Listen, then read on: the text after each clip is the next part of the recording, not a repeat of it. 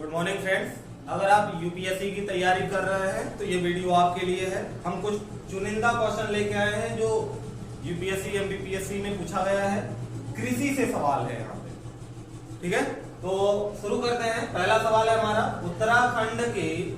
उत्तराखंड राज्य की निम्न खाद्य फसलों में सर्वाधिक क्षेत्रफल पर बोई जाने वाली फसल कौन सी है? उत्तराखंड राज्य में सबसे ज्यादा क्षेत्रफल पर बोई जाने वाली फसल मक्का, बाजरा, गेहूं और चावल। तो कौन सा आंसर होगा इसका? गेहूं। गेहूं क्यों भाई?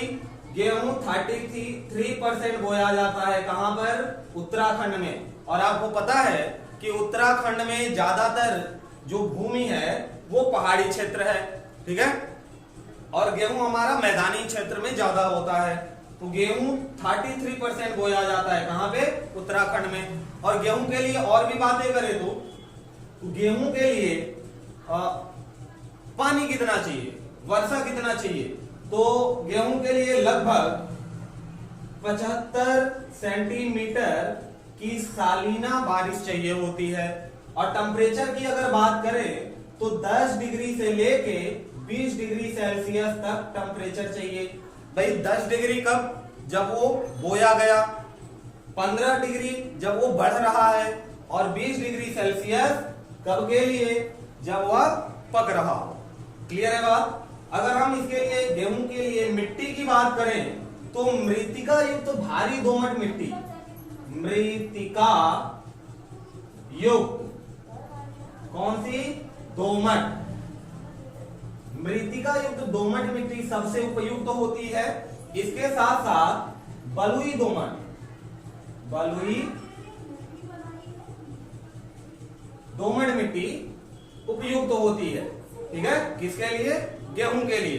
अगर बात की जाए कि गेहूं रबी की फसल है, खरीफ की या जायद की, तो आपको पता है कि गेहूं नवंबर दिसंबर के महीने में बोया जाता है। और नवंबर दिसंबर के महीने में बोए जाने वाले फसल किसके फसल कहलाते हैं भाई? रबी के। किसके फसल? रबी के। अगर धान की बात करेंगे जैसे चावल, तो चावल आपका बारिश के मौसम में जुलाई अगस्त में बोया जाता है।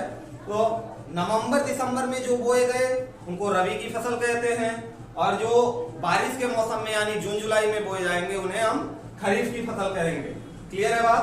अब गेहूं के लिए अगर ये पूछा जाए कि पूरे भारत में किस प्रदेश में सर्वाधिक गेहूं पैदा होता है, तो आपको पता है कि पहले नंबर पर आएगा आपका यूपी, दूसरे नंबर पर पंजाब, तीसरे नंबर पर एमपी, चौथे नंबर पर हरियाणा। क्लियर है बात? शुरुआत के 2-3 नंबर आपको देखने हैं कि किस प्रदेश में सबसे ज्यादा ये पैदा हो रहा है, ठीक है। अब बात करें अगर हम चावल की, तो भाई चावल सबसे ज्यादा कहां पे पैदा होता है? पश्चिम बंगाल में। पश्चिम बंगाल। चावल के लिए अगर टेम्परेचर की बात करें और चावल के लिए अगर बारिश की बात की जाए, वर्षा की, कितना वर्षा चाहिए, तो गेहूं में तो चाहिए 75 सेंटीमीटर और चावल के लिए बारिश चाहिए होता है आपका 150 सेंटीमीटर से ज्यादा। यानी 150 सेंटीमीटर से लेके 200 सेंटीमीटर तक की बारिश चाहिए होती है। और अगर इसके टेम्परेचर की बात करें तो 20 डिग्री से लेके 27 डिग्री सेल्सियस तक इसका टेम्परेचर, चावल के लिए टेम्परेचर की जरूरत पड़ती है। तापमान की 20 डिग्री कब? जब उसको लगाया जाए। और 25 डिग्री बढ़ते वक्त। और पकने के लिए कितना डिग्री सेल्सियस? 27 degree Celsius. चावल के साथ एक खासियत और है कि चावल पानी में ही लगाया जाता है और चावल के पेड़ में 10 से लेके 20 सेंटीमीटर की बारिश, पानी हमेशा लगा होना चाहिए। यानी जिस खेत में चावल का पौधा लगाया गया, धान का पौधा, चावल तो डायरेक्ट नहीं लगता, क्या लगता है? धान का पौधा। तो धान का पौधा जिस खेत में लगाया गया है उस खेत में 10 से लेके 20 सेंटीमीटर की बारिश होनी चाहिए, ठीक है। अब ये टेम्परेचर हो गया और हमने देख लिया कि सबसे ज्यादा चावल कहां होता है? पश्चिम बंगाल में। और अगर मिट्टी की बात करें तो चावल के लिए सबसे उपयुक्त चीका युक्त दोमट मिट्टी, चीका युक्त दोमट मिट्टी सबसे उपयुक्त मानी जाती है। इसके साथ साथ हम जलोढ़ मिट्टी को भी बोल सकते हैं। जलोढ़ मिट्टी कौन सी मिट्टी होती है? जो नदियों के बहाव से जो मिट्टियां बहती हैं वो कहीं जाके इकट्ठा हो जाती हैं, डेल्टा का निर्माण करती हैं, उस तरह की मिट्टियां जलोढ़ मिट्टी कहलाती हैं। तो ये रहेगी आपकी छोटा सा ओवरव्यू था चावल के बारे में। अब मक्का की अगर बात करें, अच्छा चावल कौन सी फसल है भाई? तो चावल आपका खरीफ की फसल है। क्यों खरीफ की फसल है? क्योंकि ये जून जुलाई में बोया जाता है, ठीक है, जून जुलाई में बोया जाता है और कब काट लिया जाता है? नवंबर दिसंबर में। और नवंबर दिसंबर में काट के किसको लगा देते हैं हम? गेहूं को, ठीक है। अब मक्का की बात करते हैं तो मक्का के लिए 50 से लेके 100 सेंटीमीटर की बारिश चाहिए होती है सालीना। कितना? 50 से लेके 100 सेंटीमीटर तक।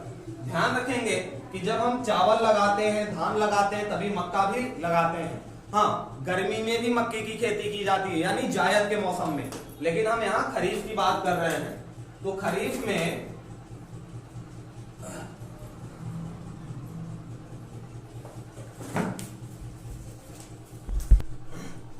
मक्का 50 सेंटीमीटर से लेके 100 सेंटीमीटर की बारिश की जरूरत पड़ती है। किसके लिए? मक्के के लिए।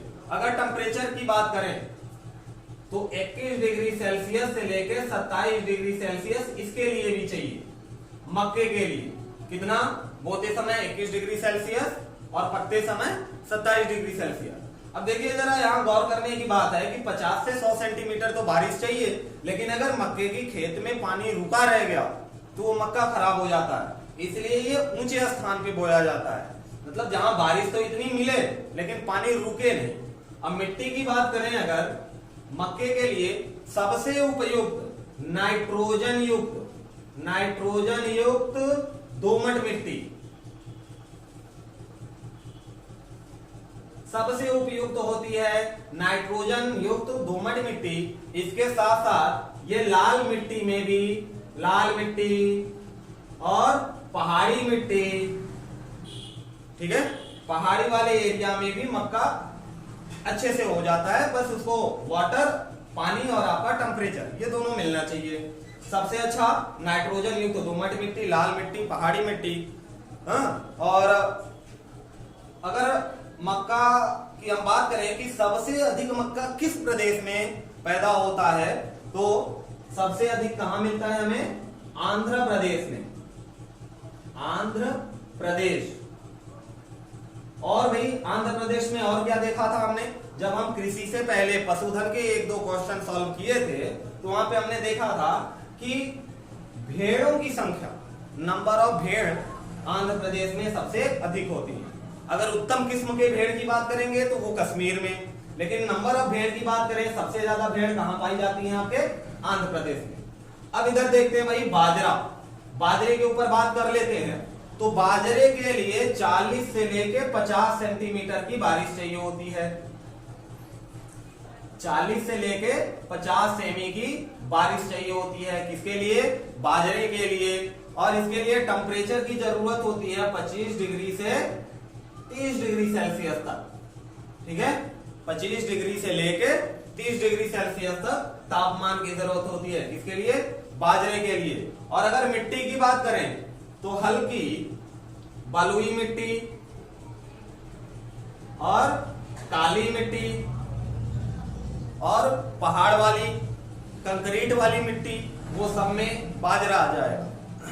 अच्छा भाई, ग्रीन रिवॉल्यूशन में अगर आपसे पूछा जाए, ग्रीन रिवॉल्यूशन में, हरित क्रांति में कितने अनाजों पे काम किया गया था?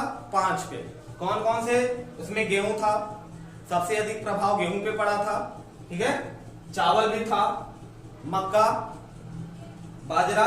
ये देखिए, मक्का, बाजरा और चावल, गेहूं, ये मुख्य फसलें हैं, खाद्यान्न हैं मुख्य भारत की।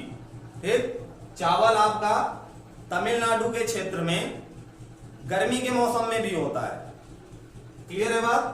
अच्छा, बाजरा की बात की जाए कि बाजरा सबसे ज्यादा कहां पे पैदा होता है, तो भाई जैसे हमने देखा हल्की बलुई मिट्टी, काली मिट्टी और पहाड़ वाली कंक्रीट वाली मिट्टी में भी ये पैदा हो जाता है। तो इससे आप लॉजिक लगा सकते हो कि राजस्थान में सबसे ज्यादा मक्का उत्पादन होता है। ठीक है, और मक्का फसल कौन सी है भाई, तो ये खरीफ की फसल है। बाजरा खरीफ की फसल है। मक्का कौन सी फसल है, ये भी खरीफ की फसल है। चावल कौन सी फसल है, ये भी खरीफ है। गेहूं कौन सी फसल है, ये रबी की फसल है। क्लियर है बात?